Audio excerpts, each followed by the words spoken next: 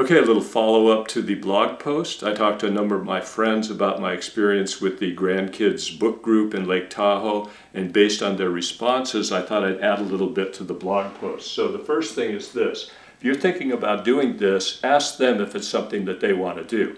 If they don't want to do it, I wouldn't do it.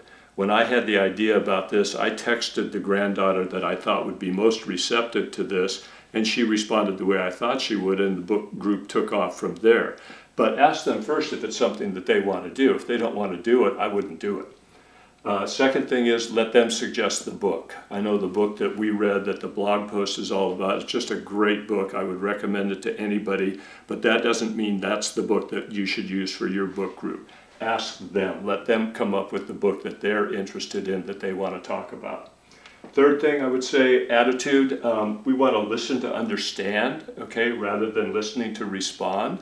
I think listening to respond is the way we normally approach discussions with our children and grandchildren. We're looking for ways to give them advice and see if they're on the right track or the wrong track, things like that. In this case with the book group, I would listen to understand.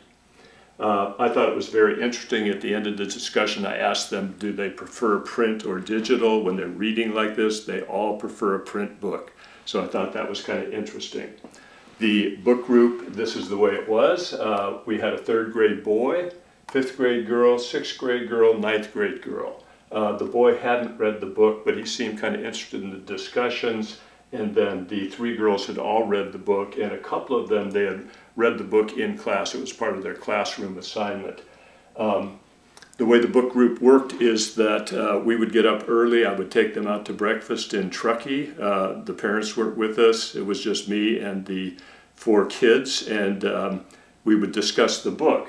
So how do we get it started? How do we get the discussion started? I had only 2 things that I asked them. One came to me when I was reading the book. So I'm reading the book, and there's a part in the book takes place in an elementary school classroom, and 2 of the characters in the book are what I'm going to call the mean girls. One's kind of a mean girl, the other one's sort of a follower, but they're sort of referred to as mean girls. So I'm reading the book and I'm thinking to myself, wow, if you read that book in class, and most classrooms have a couple of kids that are referred to as the mean kids or whatever, when they're reading the book, do they know that that's about them? That they're the characters in the book. They have those same characteristics and personality traits.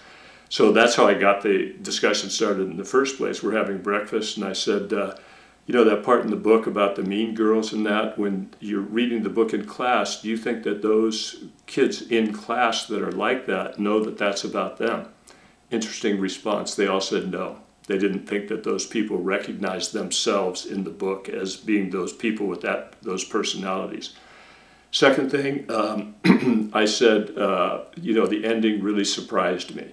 That's all I said, and then this discussion took off from there. So I wouldn't worry about this too much. This is just going to come to you as you read the book. Something interesting will come out that you'll be curious about. That's where to start the discussions. I only had to say those 2 things, and the discussions took off from there. Really interesting discussions. So if you're thinking about doing this, ask them first. Find out what book they would like to read. Have the attitude you're going to listen to understand. You might ask them in the end if they prefer print or digital. I think you'll be surprised. They're probably going to prefer print. Anyways, there you have it.